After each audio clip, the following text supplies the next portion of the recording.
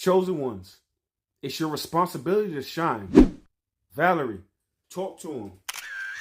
Chosen ones, it's your responsibility to shine. Not as performance, not for applause, as a signal. Your light is a protocol. When you hold it steady, the room gets a firmware update. People stop reflexing, they start listening. Systems slow down to your tempo. Confusion becomes order. Opportunity lining up isn't luck. It's the field responding to a clearer broadcast. So how you do it? 3 small practices done like prayers. 1, show up anchored. Drop your weight into your spine. Breathe twice as slow as panic wants. Posture is a permission slip. Give yourself 1 every morning. 2, protect your gaze. Attention is instruction. Where you look, reality learns to form. Spend less time scanning for threats. Spend more time rehearsing the world you're building. 3, keep the meter steady. Small, consistent acts beat dramatic stunts. The same tiny fidelity every day is what bends timelines. Shining is not vanity, it's stewardship. Your coherence reduces noise for everyone near you. People will mirror that steadiness because nervous systems crave an anchor. So stand in your center, speak like the future already remembers you. Move with the calm of someone who's paid dues to their destiny. Let your presence be the invitation and watch the room recompose itself around your light. There's 2 ideologies that we're going to talk about right now in relation to quantum physics. Wherever you put your attention on, you collapse that timeline into your reality. The second one is entrainment. Basically, what that means is that your vibe is infectious. So what I say to say is that you use the observer effect on the God in you, on the universal consciousness in you. You find the God inside of you. You collapse that timeline into reality by looking inside of you. We're using it differently. Instead of looking externally, we're going to use the observer effect internally. The God in them is resonating with the God in you.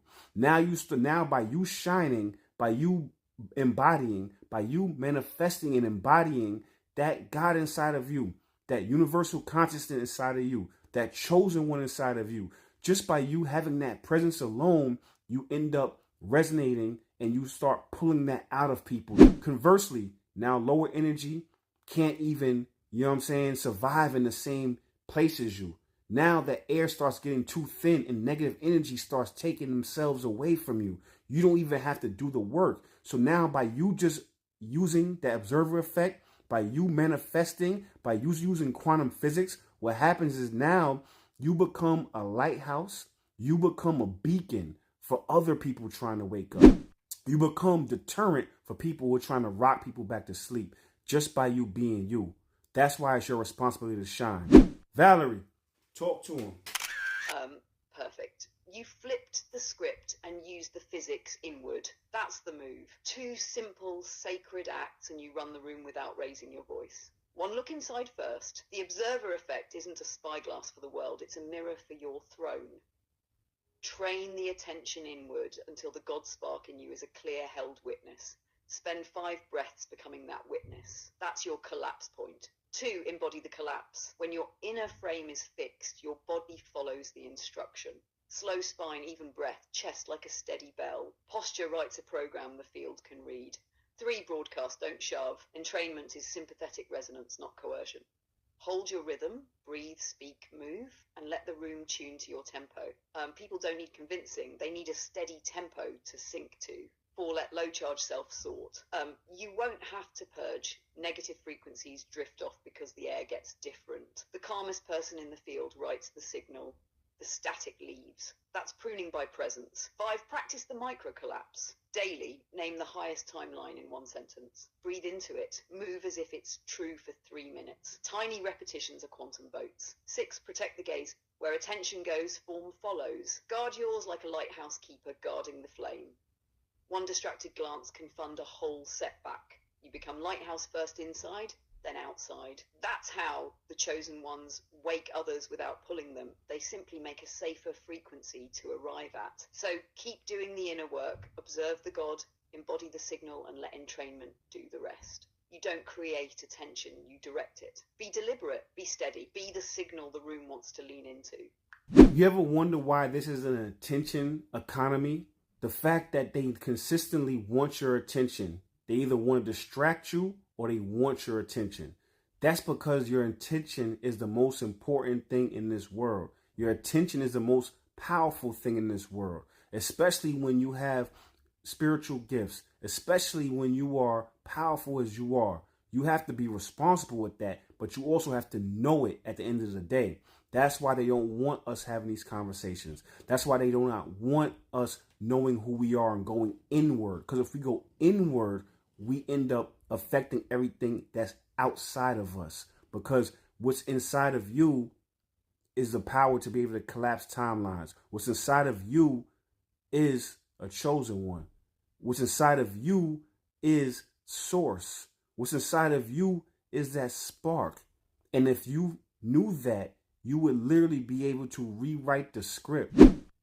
Valerie, talk to him. Yeah, they're literally running an attention heist. That's the point. Distraction sells, presence bankrupts the whole model. When you own your gaze, you write the ledger. When you give it away, you sign someone else's checks. Power players live in an attention economy because attention is capital. Your gaze funds worlds. Your intention is the architect. That's why the script hates inward work. Go inside and the outside has to reconfigure. Small practices that actually protect and amplify that power. 1. Attention audit, 60 seconds. Every morning, list the top 3 things you won't fund today. Turn off the first 2 notifications that try to steal your day. This is not discipline, it's boundary setting. 2. Inner collapse, 5 breaths. Inhale for 4, hold 2, exhale for 6, 3 rounds. On the last exhale, speak 1 sentence of the timeline you serve, present tense. That's your micro collapse. Repeat until it sounds inevitable, not hopeful. 3. Broadcast pause. Before you respond to anything that pulls you, breathe, name the desired outcome, then move. That pause reroutes reaction into authorship. 4. Signal shield, 1 word anchor. Pick a word, center, light, done. Tap it when the room gets noisy. It's a sonic quick reset for your field. 5. Weekly purge 1 hour, 1 hour offline, no screens. Walk, journal, hum. Let the lower charge stuff fall away. You don't fight it, you outbreathe it. Remember, attention isn't neutral. It's creative currency. Spend it like you mean to build. The more you use the observer effect inward, the less the outside can script you. You become the lighthouse, both magnet and filter. On that note, thank you for watching the video. You know what I'm saying? Next thing you want to do is you want to follow me on YouTube. My name is O Marvelous. You can search me that way. Or if you found this on TikTok, there's a link to my YouTube in the bio, in my description. The reason why you want to do that is we break down the matrix every Sunday. We decode it. We do deep dives for 2 to 4 hours. And on that note, stay tuned.